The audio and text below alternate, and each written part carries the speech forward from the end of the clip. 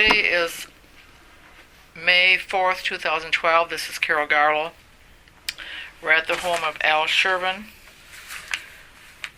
at, what's the address again? 2342 Danish Landing Road. Right, in Grayling.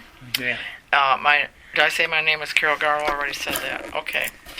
And so we're here for Al to give us a background, a little bit of the Chervan family and all that you did, mostly in connection with the Roscommon, but really your whole life. So if you would make a statement that this recording will belong to the Roscommon Area Historical Society. Yes. Just go ahead and say that. Yes.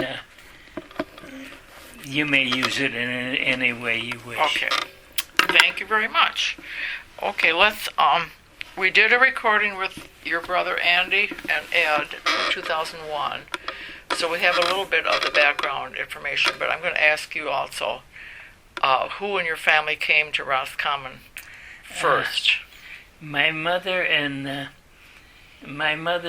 Dad came over from Poland, and it was always my understanding that they came to Ellis Island, and but one of my nieces, Kathy, did some research, and she said they didn't come to Ellis Island. They came directly from Poland to Chicago because my father's brother lived in Chicago, and he sponsored them. Somebody had to sponsor. What was your father's brother's name? Let me see. Mike. That was Michael. Okay, and your father was? His Andrew. name was Andrew, and your mother? Justine. Justina. Yes. What was her maiden name? Glusak. Glusak. Oh, okay, Glusak. And they met in Chicago and found that they lived together, or pretty close in Poland together, but never knew each other. Oh, they didn't come over as a married couple. They came over as single people. Oh, okay. And did she have family in Chicago also then? No, she had no family. But my oldest brother, Frank, he was born there before they moved. Right, but your dad, Michael, had a brother. My dad, Andrew, had a brother Michael in Chicago. Did they have other family members too, or just that one brother? The only brother there was another brother that lived in Buffalo, New York, and I think that was it. Mm-hmm. And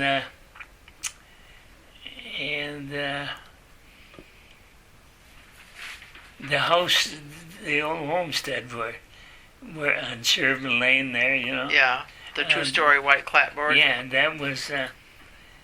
that was originally my uncle's, and he sold it to my dad, and he moved to Buffalo. Oh, okay. So that... I'm not sure whether it was that. No, I think it was brother. I think it was Mike that had the one that lived in Chicago. Yeah. Mm-hmm. What kind of work did they do in Chicago? They worked in the stockyards. Oh. Yeah. Both of the brothers, you think? No, the other was in Buffalo. No, but I mean, your dad and Mike, they both worked in the stockyards? Well, yeah. Well, when we got up here, my dad was led to believe that this was the best place on earth, you know, and good farm country and right next to Higgins Lake and everything. And when he got here, he found out we're 5 miles from Higgins Lake, and in the jack pine, there wasn't anything. You had to cut the jack pines down to make and he couldn't, and he farmed to the best of his ability. Mm-hmm. But the seasons up here are not the greatest for farming.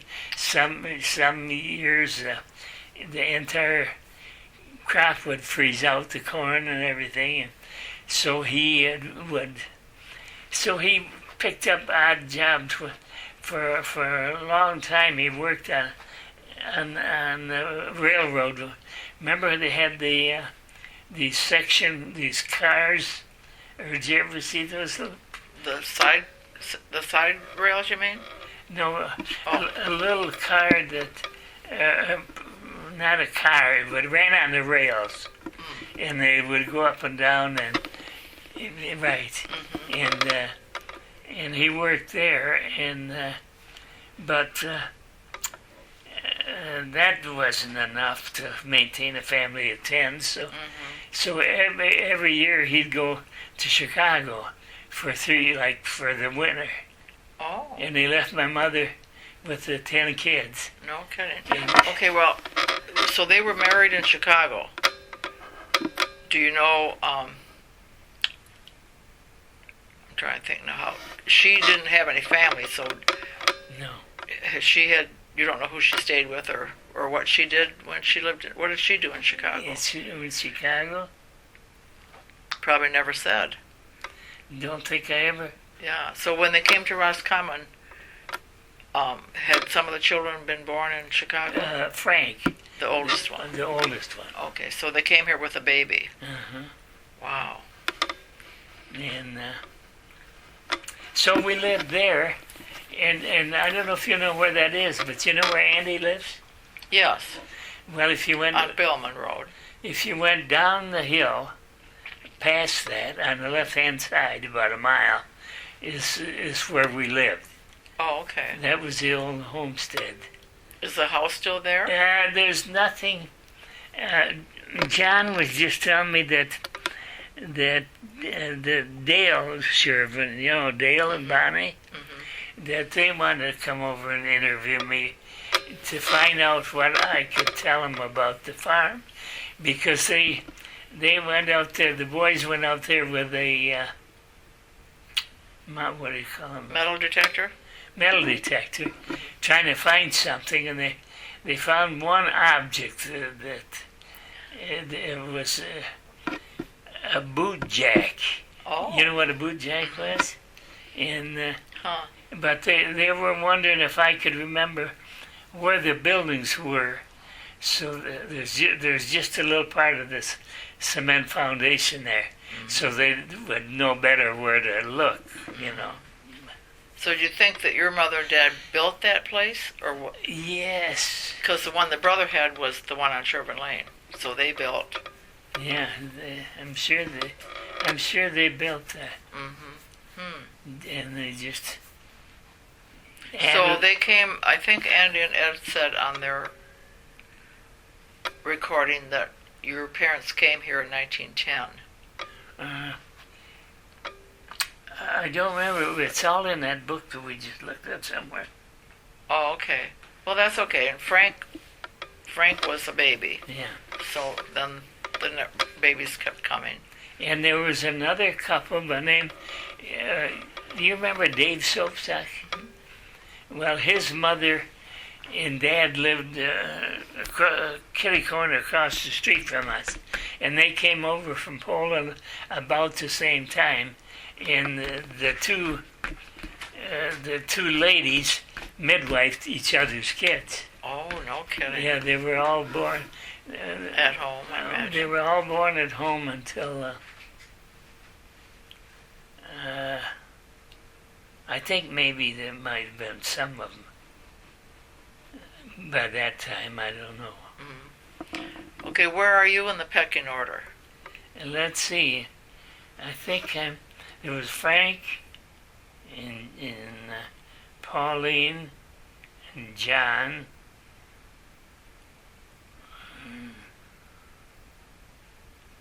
And then myself. I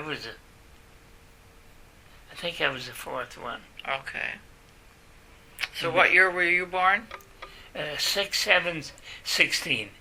Oh, okay. 7. So you have a birthday coming up.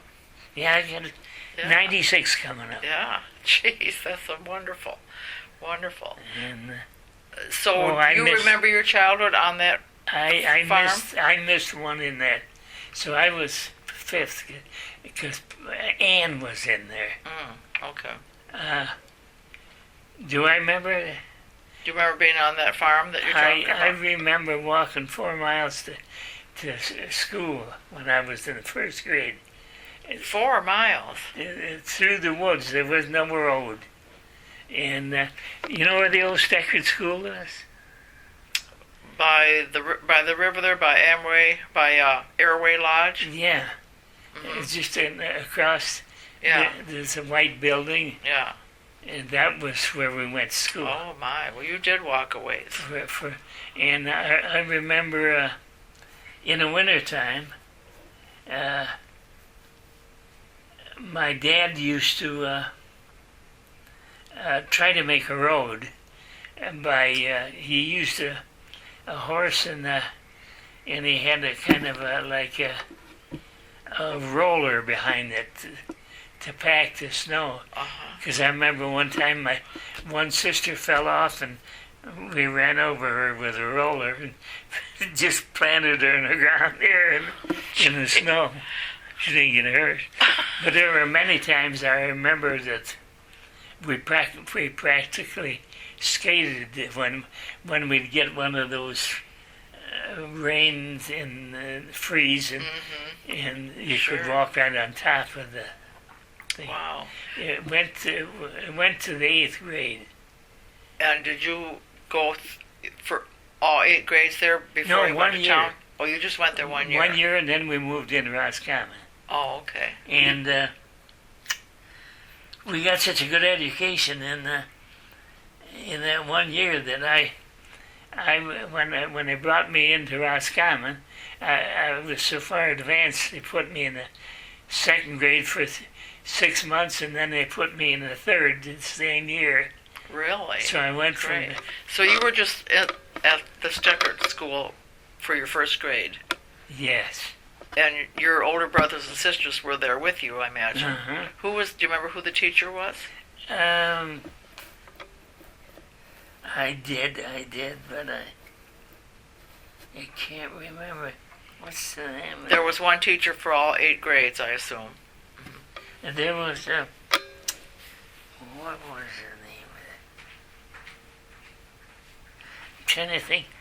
Do you remember in any of your conversations of somebody that got shot at the old hotel in Roscommon? Yes, Agnes McCready told about that. Yeah. Well, Mrs. Skolnick was shot. Yeah, she was. Yes. It was a mistaken identity. The gentleman thought it was his wife. Yeah. And it wasn't his wife, and he shot the wrong person. Yeah, it was. And then the day of her funeral, is what Agnes told me. The sheriff came to the funeral and announced to everyone that he had hung himself in the jail. The man who shot. I forgot his name though. I do too. I remember that. Because one of my sisters was there when it happened. She was working there. Really? Pauline, yeah. She was like a housemaid, made the beds and stuff. Mm-hmm. Wow, that had to be a terrible thing for the whole village. Yeah. How old were you then? How old?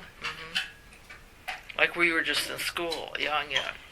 I was about 8 or 9 probably. Yeah, so that was like 24 or 25 when that happened. Yeah, that was a pretty terrible thing. Yeah. Well, getting back to that school, then that school just closed? The school? That Steckard I school? think Or no, your family moved. That's why you They changed. moved. But eventually closed, and some people bought it and they use it for a hunting camp now or something. Sure. So your family moved into town, then you're talking about they moved to the house that had been the brothers on Chervan Lane. Okay, then that's where you lived the rest of your growing up years? Yeah, we lived there. And the reason why that's called Chervan Lane, I don't know if they told you why, but my dad he had 50 acres and that he farmed, and he had 10 kids. He gave each one of them 5 acres. Oh. So we pretty much, not all of us, Tootie still lives on that road. Mm-hmm. And do you know Kathy Eskelson? Mm-hmm. She was my niece, Mm-hmm. and that's where I lived. They bought our house. Oh, that had been your house when you were first married? Yeah, we built that. Oh, okay. When we were first married. And Cynthia. You mean Cynthia? Cynthia. Yeah. Who did I say? Kathy. No, Cynthia. Cynthia and Pat. Yeah. Well, that was your house. Okay. We lived there, and until Kathleen was working at the village shop, and I had the bowling alley, and Kathleen was born and raised in Grayling, so we had a place maybe a couple of miles down on the lake, and so we commuted for a few years, and then we got to the point where we went to Florida for 6 months, for about 30 years, I guess. And Ann Nielsen was, you remember her? Mm-hmm. She was married to Walt? Yeah. Mm-hmm. She used to manage our store. Oh, okay. When we were I'd forgotten that. Mm-hmm. When we were in Florida, and then it wasn't working out so good. I can't remember why. She just didn't have the knack that Kathleen had for clothes and shopping and buying, and so we decided we better come back. So we came back, and then kind of got fed up and decided it was time to sell out. Mm-hmm. And then you just closed it, right? You didn't sell it. That was the end of it. We tried to sell it, but like that article said, we had a $200,000 inventory, and in those days that was a lot of money. And nobody could come up with enough money to. Right. What year was that? I'm thinking 81, but I'm not sure. I can't remember years, but like you said, it's in that article about going out of business. Yeah. Let's get back to your schooling, though, before you came into town. Then you did second and third grade in 1 year. Do you remember your teachers in Roscommon? See, you're never prepared for these things. No, it's hard. Somewhere I've got all my report cards. Report cards. Do you? Yeah. Okay. Neat.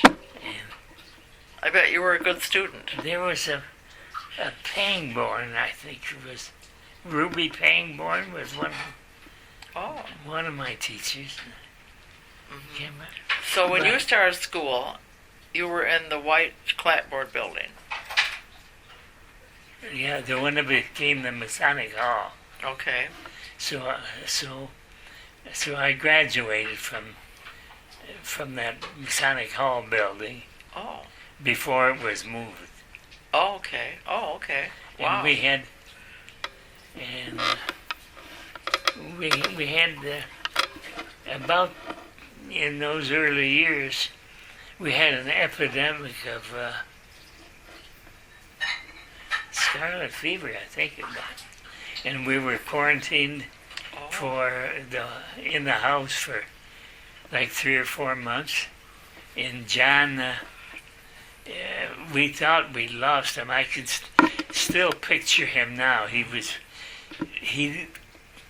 practically turned black, real dark, and they'd given up on him. Oh. And we had day and night nurses, and they were both green, Blanche Green, and they had both the same last names.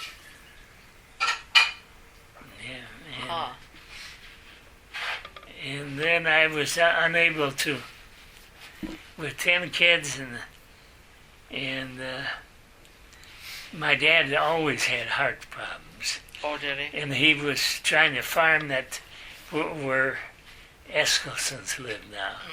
Or that whole where the That whole 50 acres. yeah, and we used to have all of us kids used to have a route in town. In those days, there weren't any fresh vegetables, so we'd take our bag or whatever we had and take lettuce and radishes and cucumbers and peas and green beans and sell them from house to house. Well, sure. I bet the people were happy to get In them. town, yeah. Sure. Get fresh vegetables. That's where I got my first fear of dogs. I was delivering some to Matheson, remember the Matheson, to their home, and they had a dog on a chain, but he was on a wire between the garage and the house. And when I rapped on the door, he came and he jumped at me and he grabbed me by the arm and scared me to death. And I was always leery of dogs. Yeah. Is that when they still lived on 6th Street? Yes. Yeah. Across from Price's there? Yeah. Yeah. Okay. That house now belongs to Debbie and Tim Gilchrist. Anyway, it's a nice old house. What's her name? Izzy. Do you remember Izzy? No, but I have pictures of her. Oh. Izzy with a little Matheson girl. Yeah, she lives here in Grayling now. She does? Yeah, I see her every once in a while Oh. on Dial-A-Ride. Oh, for heaven's sakes. We should talk to her, too. Yeah. See if she'd like to do an oral history. Yeah. So your brothers and sisters all took vegetables around. Yeah. Okay. What do you remember about the trains coming into town? Well, I remember the article told what time they came, but the train, that's how we got our mail for everybody on the train. And in those days, in the basketball team, they played mostly people. They played West Branch, Grayling, Gaylord, and go on by train. Oh, I didn't know that. Yeah, they used to go by train. Huh. Did the spectators go along on the train also? I bet they did. I would imagine. Yeah. Did you play basketball? Yes, I played basketball. And it had no football or baseball then. Just basketball. Mm-hmm. We played in that old Price building. Okay, though it used to be the Opera House? Or no? Yes. That burned in 29. Yeah, I remember when it burned. Do you? Oh, very vividly. I was standing there watching it. No kidding. Yeah. I heard some people said that people were taking things out of the first floor because the fire started on the second floor. Is that correct? Uh-huh. And we're They thought it might have. They thought it might have started. See, the basketball court was on the second floor, yeah. and the only heat was a big pot-belly stove, and they think that might have started the fire. Yeah, something had to start it. Okay, well, what else do you remember about high school? You said you played basketball. Then you graduated. I graduated in 33, and 33.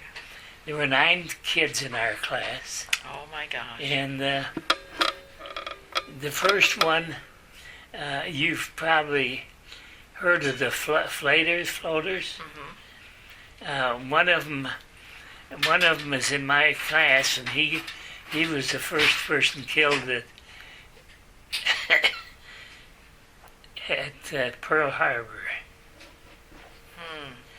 Yeah, he out of school he joined the Marines, and but there was Ed and Willie, I remember. And Ed is the one that died? Yeah, Ed Yeah. was the one That That's I don't know whether we used to call him Willie. If he's, I remember seeing him not many years ago at the class reunion. I always go to the class Sure. reunion. Nice. I think he's still around because I thought so. I think so because I've seen him at Glenn's because I said, "Aren't you the one whose brother died in the war?" And he'd say yes. He was surprised I remember that, but I saw the, we have at the Historical Society we have a military room upstairs. We have one room devoted to military memorabilia, and of course Mr. Fluter is listed of those who give their life in World War II. So. Well, and then after school, with 10 kids, and there was just no way of me going to college. And I finally, my dad, I remember, at that time they would solicit people to go to school. Oh, Come really? to the houses. Really? And they came to our house, and my dad wanted to do something, so I ended up, he gave him, I don't know how many bushels of potatoes for tuition, and I went to just a business school in Traverse City for 1 year. Well, wonderful though. And I got 1 year, and it was sufficient for me. It was a business course for what I was to do. I learned to type and shorthand and a few things. Sure. And but two of us went to that school. Paul Lippert. Oh. If you ever heard that name. Yes. Well, his wife Helen. She just turned 90. She belongs to our church. I know her quite well. Yeah. They had Sonoma Lodge. Yeah. Yeah. Right. Okay. And so we shared an apartment in Traverse City. Oh. And things were hard. We had to cook on. We had a little gas stove that you had to put quarters in it. And when the quarters ran out, That was the end of the gas? Yeah. Oh, my word, Al. And when we had a little pot-bellied stove, and we used to, we'd wait for the train to come through Grayling, or Traverse City, and because we knew that they were hauling coal, and some of the coal would fall off the train, and we'd go out there and get a chunk of coal and bring it to your pot-belly stove? for our pot-bellied stove. No kidding. Yeah. Wow. You did what you had to do to get through it, huh? Yeah, we did what we had to do. And I told you how I became postmaster. No, but what happened after that year of business school? Did you come back to Roscommon? I came back to Roscommon and got a job in the post office. Oh, okay. I worked 5 a.m. to, I think it was 9, and then 5 p.m. until 9. Oh, a split shift, they call it. Yeah. Yeah. In those days. So you were considered a clerk? But, well, the reason I worked there mostly is that's when the trains came. So Sure. when the mail came, we had to go to the depot in that wagon that had in the hall and pulled it over to the post office. You had a motorized vehicle? No, it wasn't motorized. You pulled it by hand. Oh, you pulled it by hand? Oh, Yeah, my there's gosh. There's I saw that picture, yeah. Yeah, and you pulled it by hand. Wow, it was heavy. There was a lot of bags on that. And then we, in the evening when the train went the other way, for outgoing mail, we'd bring the mail over there. Okay, where was the post office when you started? That was right next to the railroad track. Oh, okay. So that was handy. Yeah. Yeah. You just had to pull that block then from the depot. Yeah. Okay. And And then- that building, do you remember who built that? or anything? Was it old at that time already? Was that Yeah. an old building? It was an old building. Uh-huh. And we had 4 mail carriers. One went to Houghton Lake. We had one rural route. My brother Frank he was a rural carrier. Okay. And then there was one went to the south end of Higgins Lake State Park, and onto what's now Lion Manor. And another one went to Luzerne, Mayo, Fairview, and Cummins. Oh, okay. And then the one went to Prudeville, Houghton Lake, and the Heights. Okay. So this was like 34, 35. Uh-huh. Okay.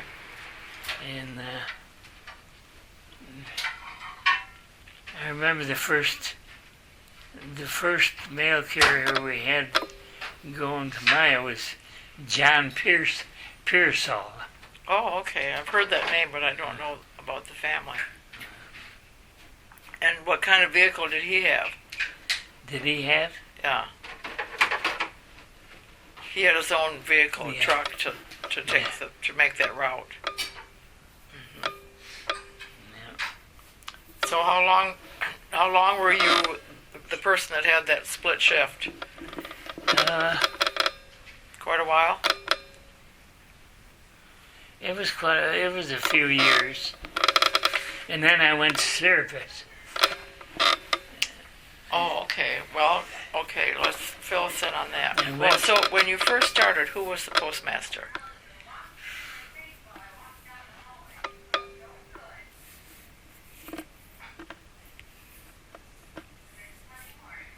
I don't know.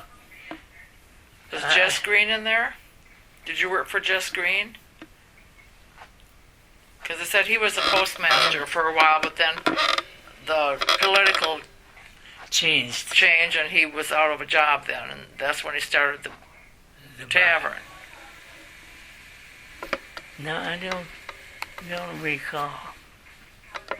Well, that's okay. But Let's go on with your how you got to go in the service. I was drafted. I You were didn't, drafted? didn't volunteer. And So what year was that you were drafted? 42. So you had worked at the post office after being in Traverse City until you went in the service. Okay. And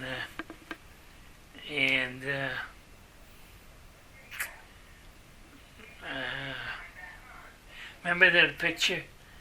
That I'd like to get a copy of that.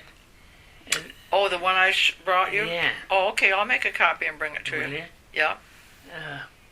I've got one of the same 3 guys. Uh-huh. But not with the whole group. No. The picture we're talking about had about between 15 and 20 Yeah. servicemen in it, and 3 of them were from Roscommon, Jack and Jim Price and Yeah. Al Chervan. Yeah. Sure, we'll make a copy. Yeah, I'd like to put that in my file. And I told you how Is that where you started? That was at Fort Custer, wasn't it? Fort Is Custer. that your first? Oh yeah, we're in that line.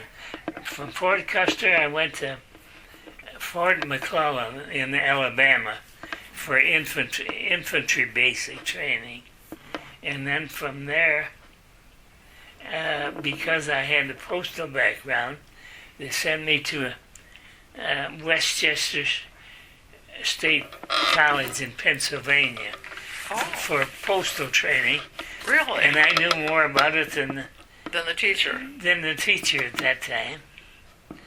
And then after I had that experience, they sent me to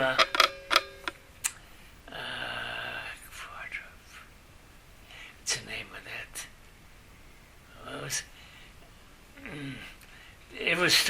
They sent me to Florida to start a postal service in the brand new army base Oh, that they just built. It was a top secret base. It was the first radar. Oh. When radar came out, they taught radar there. Oh, for It him. was top secret to the point where we couldn't go out on the town alone. We had to have somebody with us to make sure that we didn't talk No kidding. talk secrets. So like an MP went with you, or who went with you? Or just you had to go by twos? Yeah, I had to go by twos. And so I went there, and I thought, this is old hat. That's what I've done all my life.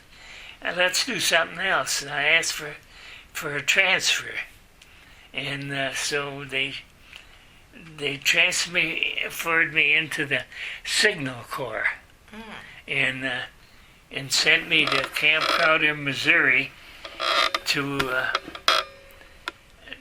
learn about Signal Corps. We had everything you could think of there. We had carrier pigeons, we had telephone, telegraph, whatever, and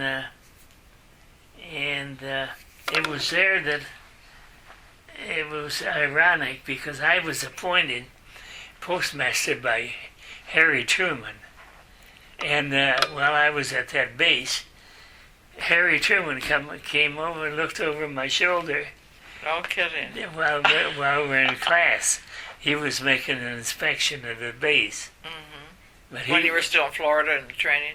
I was in Missouri Or then. by the time you were in Missouri? But Okay. he was not the president as yet. I see. He was a vice president. And then, so from there, from there, they shipped me overseas, and we landed in England. I went over on the QE2, Did you? Queen Elizabeth II. Wow. In 5 days going over, No kidding. and we landed in.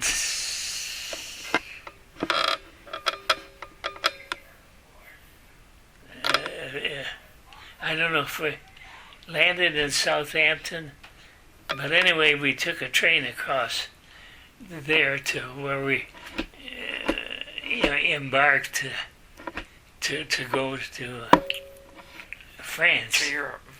And I went to landed at Omaha Beach. You've heard of Omaha Oh, Beach? yeah. Wow. Waded the shore and water up to here.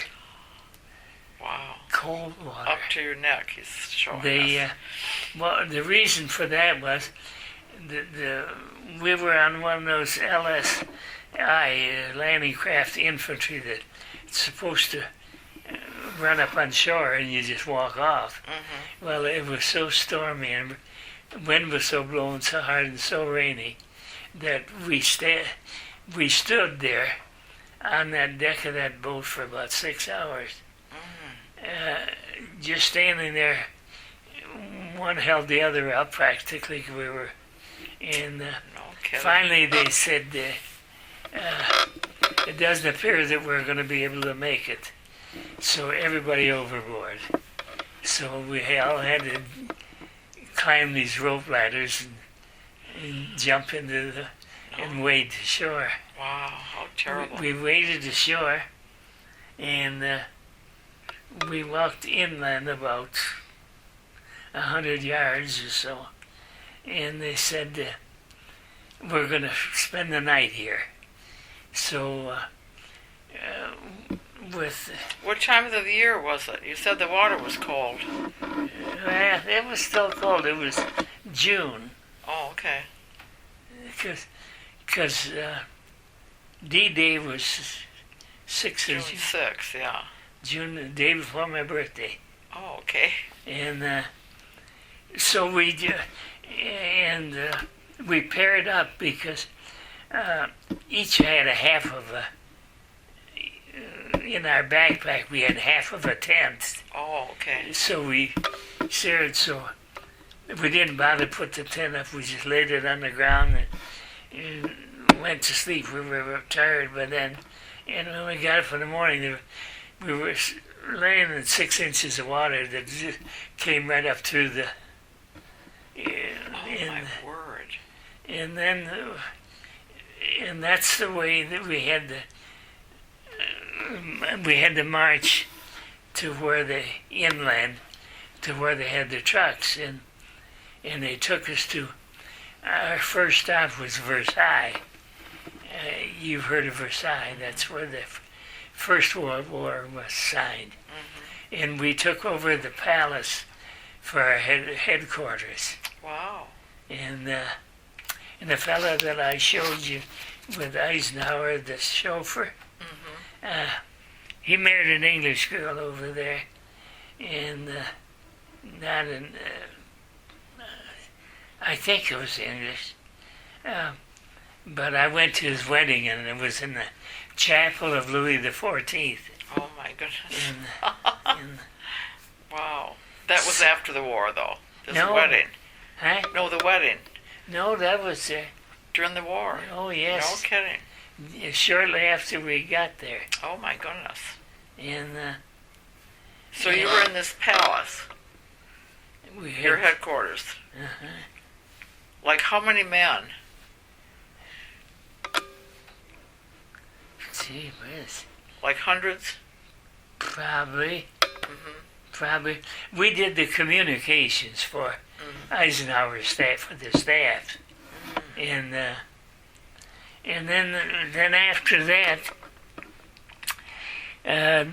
we had advanced in Germany, in England, France, to the point where we moved on, and I was sent with what we call the forward position. We moved from Versailles to Reims. Reims in France. It stayed in Reims for, it might have been till the armistice. Oh, okay. I'm sure it was. So you were there quite a long while. Because the armistice was signed at that little red schoolhouse that I had pictures of. Yeah, brick red building. Yeah. Mm-hmm. Red brick building. Red brick building. And then, by that time, we were, when I say we, I mean the Army, had progressed into Germany. So we went to advance headquarters in Frankfurt. Oh, wow. And I spent a great deal of time in Frankfurt. Most of the time. You were in the service a long time then, Al. I was in service 3 years, 29 days, 17 hours, 15 minutes, and 3 seconds. That's what I tell everybody. Yeah, well, that's good. That's a good thing. And well, you were 26 when you went in, if my figures are kind of right. Yeah, I was older than a lot of them. Yeah, than the usual GIs. Yeah. So you came home from Frankfurt when you were discharged or whatever. Wow. And when I came home, was the first thing I see they held our jobs for us. They said they'd, and so I went to go back to work, and I detected there was a problem, and that's why I told you when he was Murphy, the postmaster, It was Francis Murphy, Mm-hmm. and he was dipping into the till. And so he was. Well, I told you that part about getting the. Well, I think that's interesting. Why don't you tell us how you said you'd take you would take the post office postmaster job. Yeah, they asked me if I'd take the job, and I had my doubts because I had seniority for the rest of my life as a clerk, and postmasters was political, and I was afraid that the next election came and I'd be out in the street. So I asked for for a clarification, I asked if they would give me some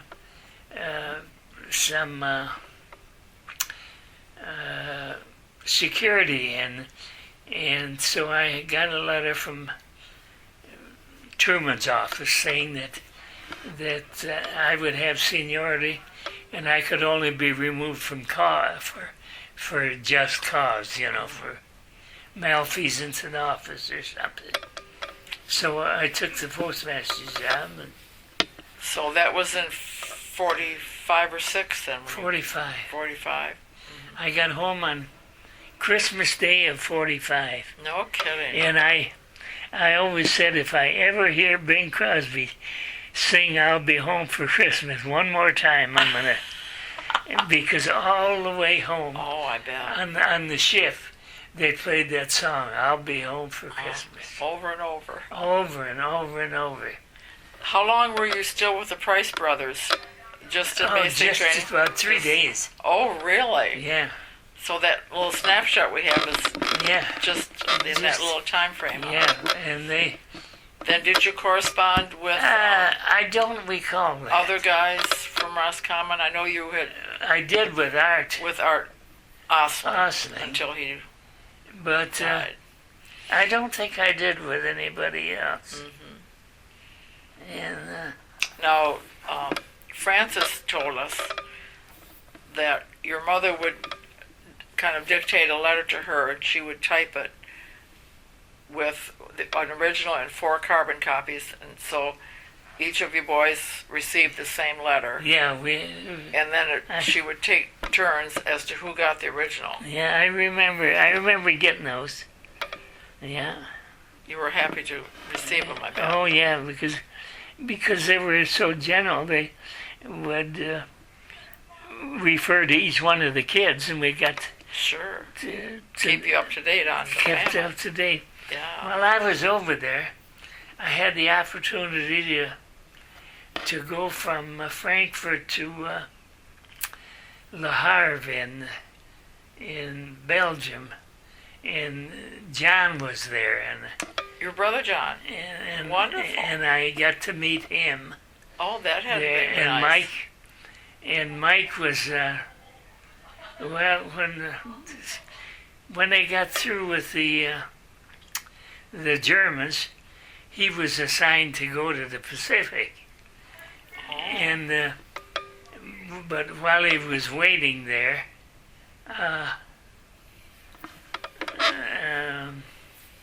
I got a chance to see him, and he never had to go to the Pacific because they dropped a bomb. And Ed made his last mission the day that they dropped the atomic bomb. Yeah, isn't that something? He made many missions. Yeah, he flew 30 missions. Wow. That is something. Are we up to date on? Well, I think so. We've got you back from the service now at, 6 months after the war ended then, before you came home. If you didn't come home till Christmas. Yeah. Okay, were you married by then? No. No, okay. No. So let's get that into the picture. Well, Well- Miss Kathleen. I used to like to trout fish, and did a lot of trout fishing, and I invited one of my army buddies to come up and spend the weekend with me for the opening of trout season. Mm. So we went Was this after the war or After the war. After the war, okay. So we went trout fishing, and afterwards I said, well, this is a hot spot in town. Spike's, let's stop at Spike's and have a beer. So we went in, sat down at the counter and gabbed, and I looked over and I saw 2 girls at a table over there, and I told them, I said, I know one of them. I'm going to go and ask her to dance, and you follow me and you ask the other one. Well, the one that I knew, she got up before I got there and went dance with somebody else. So I said, well, I'll ask the other one. So I danced with her, and it turned out to be Kathleen. Oh, for heaven's sake. And But your buddy was left without a partner to dance with. Yeah, he was left without a partner. And Kathleen, I knew of her Uh-huh. because I used to date her sister, Oh, okay. What is Kathleen's maiden name? Kraus. Oh, Kraus. Okay. Emil Kraus, you remember? Emil. Sure, I remember Emil. Yeah, that was... That was her dad. Emil Senior, yeah. That was her dad. But there was Emil Junior too. That's her brother. Yeah. Yeah. Okay. And so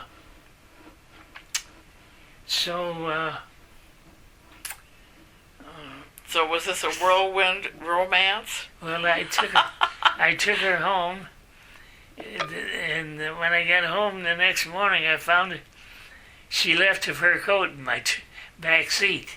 Oh, wasn't she clever? And then she always told me she did it on purpose. Uh-huh. I know I'd have to bring it back.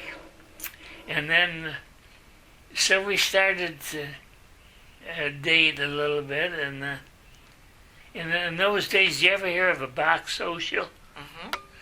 Well, the church, St. Mary's, had a box social. Mm-hmm. And so I got wind of which one was hers. And so the tradition was you had lunch with whoever you box you bought. So so we started dating, and it was